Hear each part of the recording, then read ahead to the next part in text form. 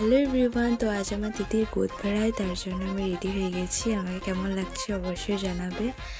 আর তারপর রিচুয়ালস করার জন্য দিদিকে বসিয়ে দিয়েছে। তারপর বসানোর পর একজন করে সবাই ওকে আশীর্বাদ করছে। ফার্স্টে মা করছে আশীর্বাদ, তারপর দিদির শাশুড়ি মা আশীর্বাদ করলো, তারপর পরপর সবাই বড়রা আশীর্বাদ করলো।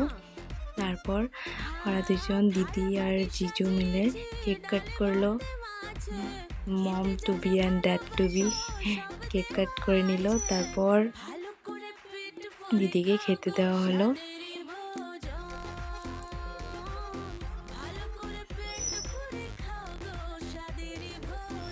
তারপর খাওয়ার রিচুয়াল শেষ হওয়ার পর আরেকটা কি রিচুয়াল ছিল, ওইটা আমি মিস করে দিয়েছিলাম, আমি খেতে বসে গিয়েছিলাম। তো আর খাওয়াতে কী কী ছিল, কী কী আইটেম ছিল, ওটা নেক্সট ভিডিওতে শেয়ার করবো। আজকের জন্য টাটা।